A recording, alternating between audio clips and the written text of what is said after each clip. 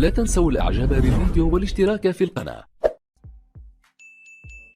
كنواة لاحتضان مواهب الأحياء ومنحها فرص التأهيل والتكوين عن قرب.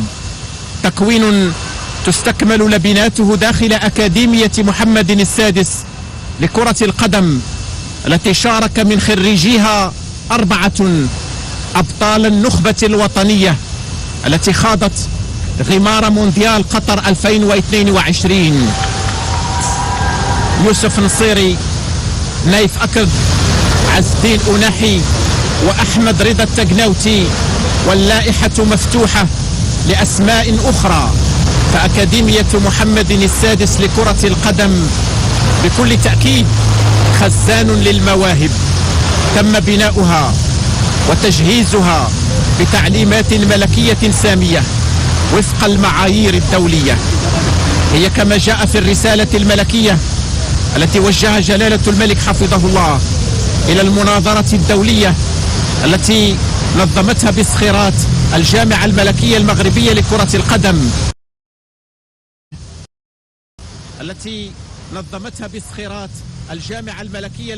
لكرة القدم، والاتحاد الإفريقي لكرة القدم سنة 2017 لن يتأتى بلوغها، يقول جلالة الملك في الرسالة الملكية، إلا بترسيخ الحكامة الجيدة للهياكل التسييرية وتحسين جودة التكوين وتطوير البنيات التحتية وتوفير متطلبات ولوج عالم الاحتراف وتعزيز آليات تسويق المنتوج الكروي الإفريقي وإيجاد التوازن بين تطوير كرة النخبة والكرة الجماهيرية.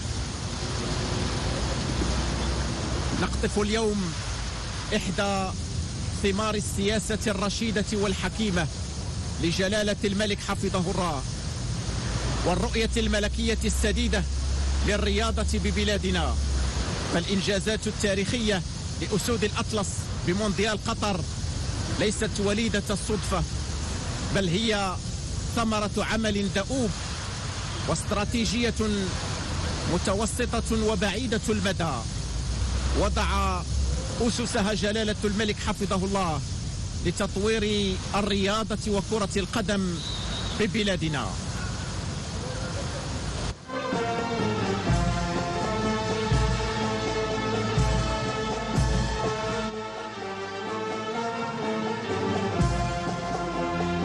على أنغام أنشودة الفرحة والبهجة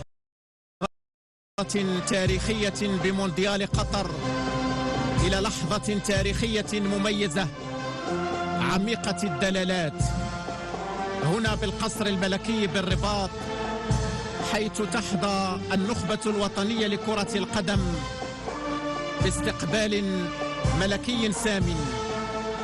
فالإنجاز الذي شهد عليه القاصي والداني مفخرة وطن وأمة وقارة، إنجاز تاريخي غير مسبوق حققه المنتخب الوطني لكرة القدم في منافسات كأس العالم بقطر 2022 ببلوغه المربع الذهبي وحيازته المرتبة الرابعة للبطولة العالمية كأول فريق عربي وإفريقي يحقق هذا الإنجاز التاريخي الملحمي في تاريخ منافسات كأس العالم.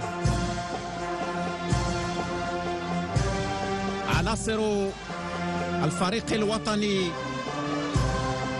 وأمهاتهم بالقصر الملكي بالرباط في إشارة دالة غنية بالرموز الإنسانية النبيلة،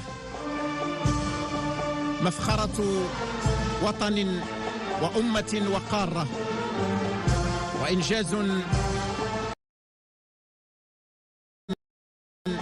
وأمة وقارة، وإنجاز تاريخي ألهب مشاعر ملايين الجماهير الشغوفة عبر العالم.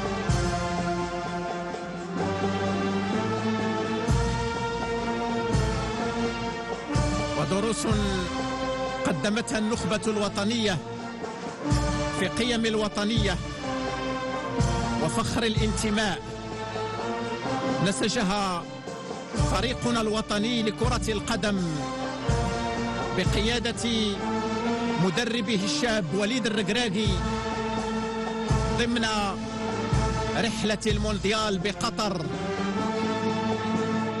رحلة مليئة بالأمجاد والبطولات،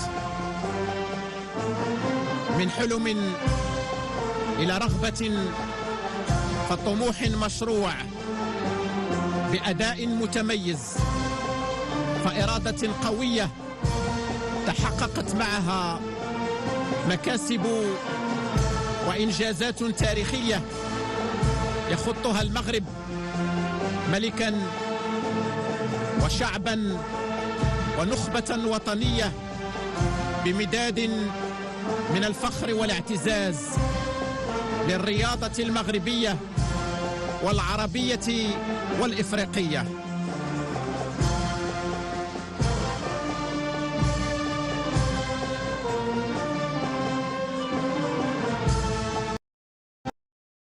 لكتابة تاريخ أمجاد الأمة المغربية في حاضرها ومستقبلها بقيادة صاحب الجلالة الملك محمد السادس نصره الله. فاليوم نقطف إحدى ثمار السياسة الرشيدة والحكيمة لصاحب الجلالة الملك محمد السادس نصره الله، وللرؤية الملكية المتبصرة للرياضة ببلادنا.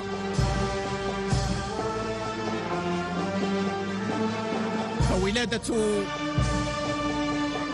لبنة أكاديمية محمد السادس لكرة القدم كانت سنة 2010 لتساهم في انتقاء وتكوين ممارسين لرياضة كرة القدم من مستوى احترافي عالي، وتضاهي مراكز التكوين المهنية الأوروبية ذات الصيت العالمي.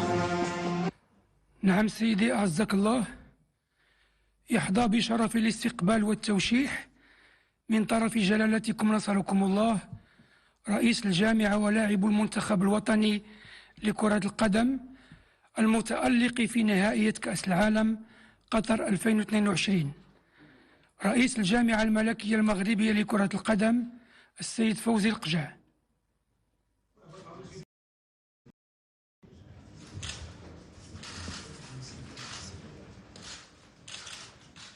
وسام العرش درجة قائد.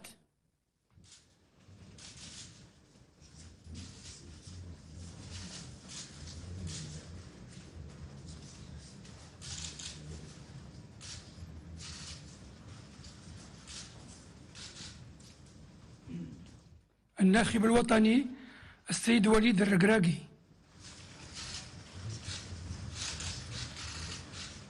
الاستقبال الملكي لمدرب المنتخب الوطني وليد الركراكي الذي استطاع في زمن قياسي بضعة أشهر من تكوين فريق من اللاعبين يتمتع بالتماسك والروح القتالية. وسام العرش درجة قائد. بحرفية عالية وتنافسية قوية وغيرة وطنية صادقة وقيم إنسانية راقية أدى الفريق الوطني منافسات بطولية. اللاعبون السيد غانم سايس محترف بنادي بشكتاش التركي. وسام العرش درجة ضابط. تكريم ملكي لعميد الفريق الوطني غانم سايس الذي أبان عن روح قيادية في مختلف مباريات المونديال التي جمعت الفريق الوطني. السيد ياسين بونو محترف بنادي اف سي سيفي الإسباني. وسام العرش درجة ضابط.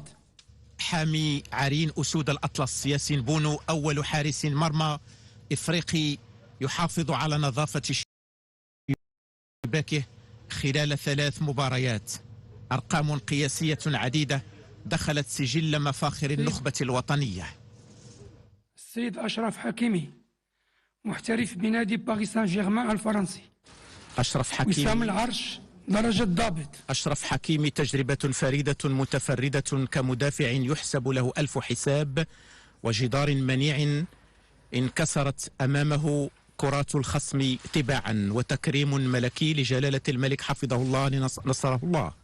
السيد نصير المزراوي محترف بنادي بايرن ميونخ الألماني. وسام العرش درجة ضابط. نصير مزراوي دراع آخر من أدرع دفاع المنتخب الوطني الذين عزفوا على أرضية ملاعب قطر سيمفونية مجد كرة القدم المغربية. السيد سفيان أمرابط محترف بنادي فيورنتينا الإيطالي.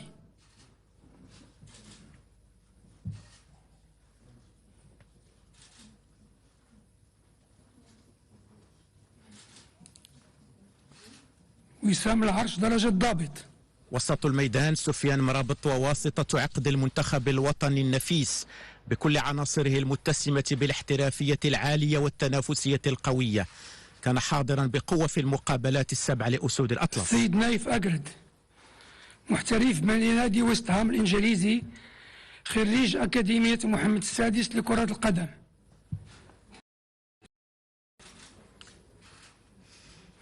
وسام العرش درجة ضابط. المدافع نايف أقرد هو ورفاقه من أجل الوطن، هانت الإصابات وحشدت الهمم، فرفع العلم الوطني عاليا تهون في سبيله كل محترف بنادي المحن. تشيلسي الإنجليزي.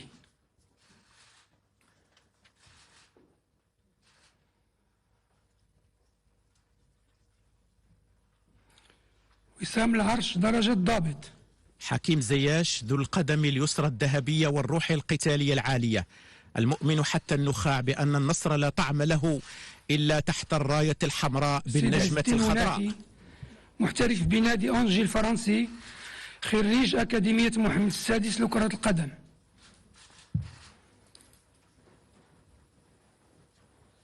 وسام العرش درجة ضابط.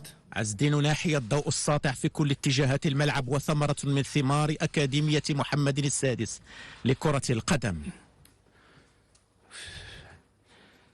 سيد عبد الرزاق حمد الله محترف بنادي اتحاد جدة السعودي.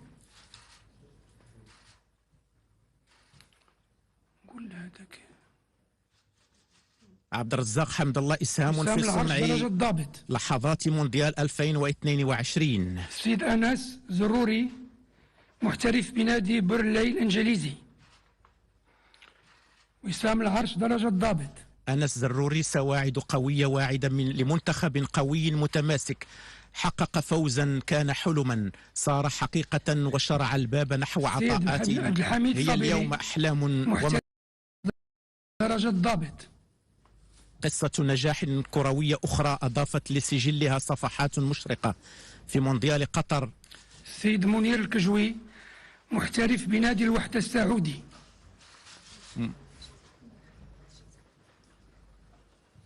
وسام العرش درجة ضابط. منير الكجوي شباك مرمى ملعب التمامة ستظل شاهدة على بلائه الحسن في مباراة المغرب ضد بلجيكا. محترف بنادي كوينز بارك رانجرز الإنجليزي. وسام العرش درجة ضابط. إلياس الشاعر نصف نهائي كأس العالم كان حلما، واللعب من أجل الوطن هو الفرصة لتقديم محترف الأفضل. بنادي تولوز الفرنسي.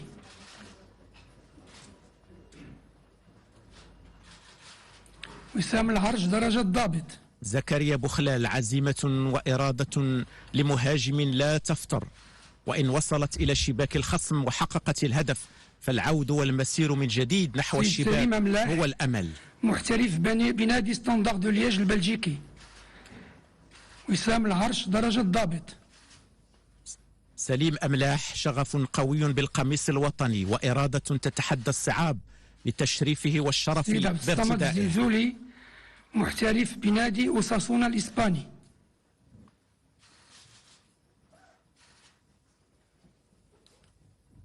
وسام العرش درجة ضابط. عبد الصمد الزلزولي. وسام العرش درجة ضابط. عبد الصمد الزلزولي إذا كان للطموح مرادف فالزلزول الشاب مرادفه، ويكاد اسمه يوازي فعله في الملاعب.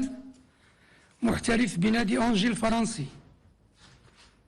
وسام العرش درجة ضابط. سفيان بوفال. لن ينسى العالم رقصة بوفال رفقة والدته بعد الفوز على منتخب البرتغال، وهي ليست رقصة فرح بفوز كروي فقط، محترف بنادي الريال بياضوليد الإسباني، بل هي عنوان قيم إنسانية نبيلة. جواد اليميق. وسام العرش درجة ضابط. المدافع الشرس، جود وعطاء بلا حدود على أرضية الملعب. أسد متشرب بروح القتالية. محترف بنادي اف سي سيفيل الإسباني، خريج أكاديمية محمد السادس لكرة القدم. وسام العرش درجة ضابط. يوسف نصيري، من تربى على أرض أكاديمية محمد السادس لكرة القدم لن يرضى إلا بالنصر. سيد أشرف داري، محترف بنادي ستاد بغيست والفرنسي. وسام العرش درجة ضابط. أشرف داري، مسار مشرف وموهبة كروية لبت نداء الواجب الوطني. سيد وليد شديرة، محترف بنادي باري الإيطالي. وسام العرش درجة ضابط. وليد شديرة، مهاجم المنتخب الوطني، فخر واعتزاز بالقميص الوطني وجهد تلو جهد، فالمطلب عزيز وجسر العبور إليه مليء بالمطبات. سيد أحمد رضا التقناوتي،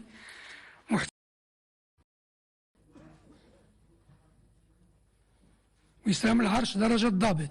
أحمد رضا التقناوتي، حارس بمؤهلات عالية، فالأرضية التي أنبتته هي أرضية أكاديمية محمد السادس لكرة القدم. محترف بنادي جانك البلجيكي.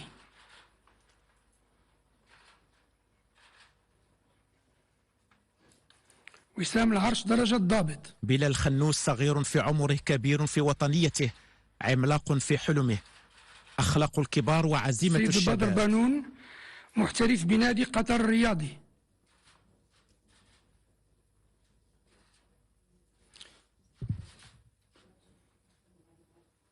وسام العرش درجة ضابط.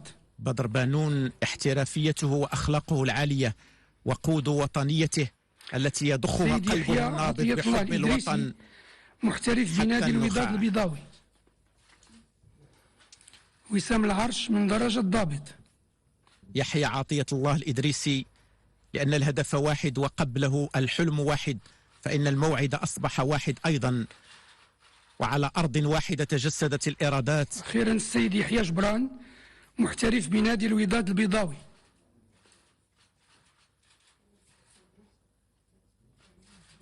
وسام العرش درجة ضابط.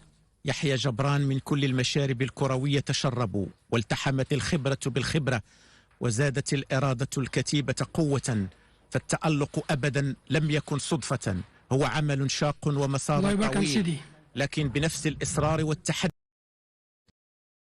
تحقق ما كان يبدو مستحيلا.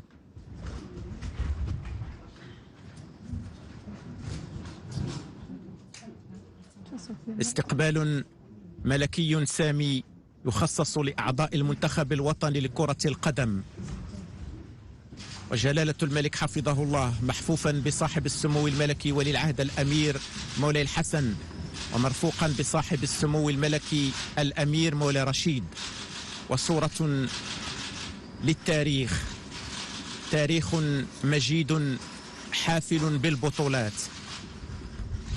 إنجاز تاريخي عظيم حققته النخبة الوطنية خلال نهائيات كأس العالم بقطر 2022، مسار متألق أبهر العالم، وأرقام قياسية دخلت السجل الذهبي لكرة القدم المغربية، ولن تكتمل صورة الفرح والاعتزاز هاته إلا بأمهات أنجبن رجالا أسودا حرص جلالة الملك حفظه الله على إشراكهن في هذه الملحمة الوطنية والصورة التذكارية، عربون اعتراف لما بذلنه في تربيتهم على الأخلاق العالية والإنسانية قبل الأخلاق الرياضية الكروية.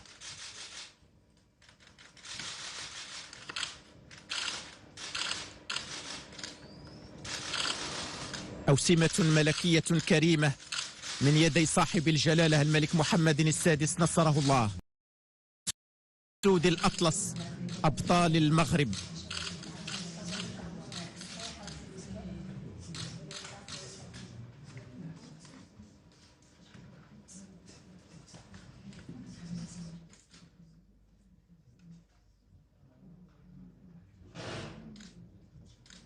كرة القدم الوطنية قالت كلمتها في مونديال قطر 2022. العالم بكامله رأى وعشق المواهب المغربية، أسود الأطلس التي حاربت بندية أقوى وأعتى الفرق.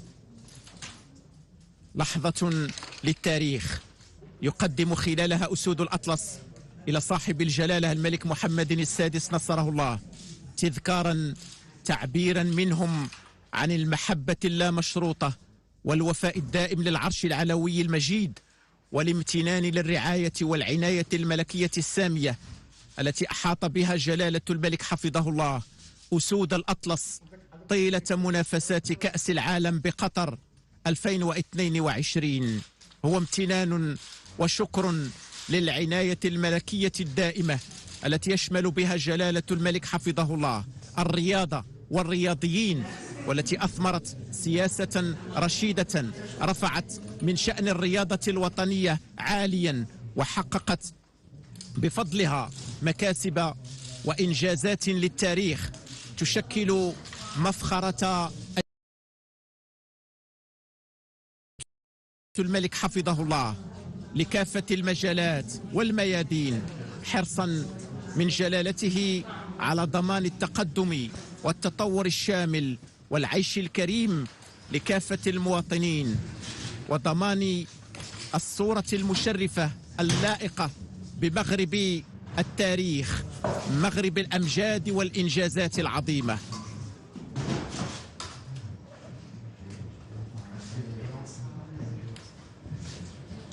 كرة القدم الوطنية هي في فرحة كبرى وعرس كبير وتشريف ملكي تحظى به عناصر النخبة الوطنية، أسود الأطلس التي حاربت بندية أقوى وأعتى الفرق، متصدرة القائمة العالمية لتصعد الدرجة بدورها نحو العالمية. ولن يكون مونديال قطر إلا بداية لصعود يتلوه صعود، فكتيبة وليد الركراكي